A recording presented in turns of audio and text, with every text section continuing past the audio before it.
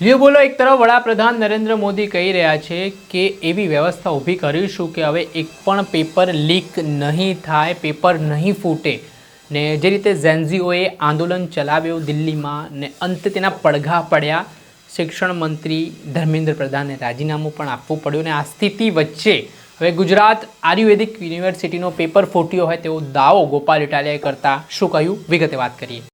વૈષ્ણવજન તો તેને કહીએ જે પીડ પરાઈ જાનાને રે।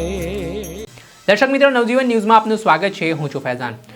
હાલ જે રીતે નીટ પેપર લીક કાંડની ઘટના બની હતી, પેપર ફૂટ્યું હતું, તેના કારણે સમગ્ર દેશભરના યુવાનોમાં ભારે રોષ ભભૂકી ઉઠ્યો હતો। દિલ્હીના જંતર મંતર પર 36 દિવસ સુધી આંદોલન થયા। યુવાનોએ સરકારના નાકે દમ કરી દીધું અને અંતે શિક્ષણ મંત્રીને રાજીનામું આપવું પડ્યું ને યુવાનોની જીત પણ થઈ।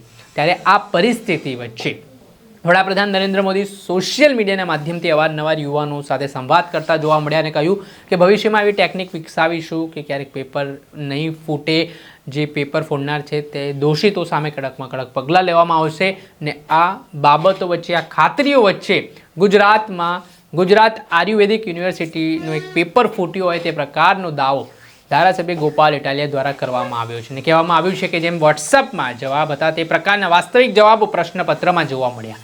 પહેલા સાંભળો ધારાસભ્ય ગોપાલ ઇટાલિયાએ શું ધડાક। મિત્રો, વડાપ્રધાન શ્રીએ એવું કીધું કે કાયદા ખૂબ કડક કરવામાં આવશે, ફાસ્ટ ટ્રેક કોર્ટ બનાવવામાં આવશે અને બીજું ઘણું બધું જેલની પાછળ મોકલી દેવામાં આવશે, પણ વડાપ્રધાન સાહેબની વાતની કોઈ અસર ગુજરાતમાં પડી નથી।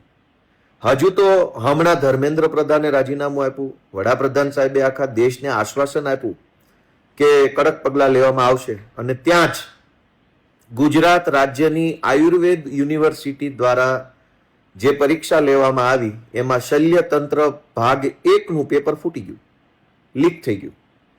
વોટ્સએપની અંદર કેટલાક મહત્વના પ્રશ્નો એમ લખી અને તમામ આયુર્વેદ શાખાના વિદ્યાર્થીઓના વોટ્સએપ સુધી પહોંચાડી દેવામાં આવ્યા એડવાન્સમાં। 12માંથી 11 પ્રશ્નો બેઠા બેઠા વાસ્તવિક પરીક્ષામાં પૂછાયા। વોટ્સએપમાં 12 પ્રશ્નોનું લિસ્ટ જાહેર થયું, તેમાંથી 11 પ્રશ્નો સેમ ટુ સેમ પૂછાઈ ગયા। એનો અર્થ એ થયો કે પેપર લીક કરવાની આ નવી પદ્ધતિ છે કે ઓરિજિનલ પેપર લીક નહીં કરવાનું, પણ ઓરિજિનલ પેપરમાં જે કાંઈ પ્રશ્નો પૂછાવાના હોય એ પ્રશ્નોને આઈએમપી પ્રશ્ન તરીકે, ઇમ્પોર્ટન્ટ પ્રશ્ન તરીકે અગાઉથી મોકલી દેવાના। વડાપ્રધાન ફાસ્ટ ટ્રેક કોર્ટ બનાવશે, કાયદો કડક બનાવશે, પણ ચોરી કરનારા લોકોને સપોર્ટ જો એની પાર્ટીનો જ હશે તો કેવી રીતે રોકાશે? એટલે હજી પેપર લીક સામેની લડાઈ પૂરી થઈ હોય એવું હું માનતો નથી। ગુજરાતમાં પેપર લીક થયું છે, ગુજરાતના યુવાનો પણ જાગે અને કારકિર્દી યુવાનોની જે બગડી રહી છે એની સામે અવાજ ઉઠાવે તો અને તો જ આ પેપર લીકની ઘટનાઓ અટકશે એવું હું માનું છું। જય હિન્દ। કર્યો છે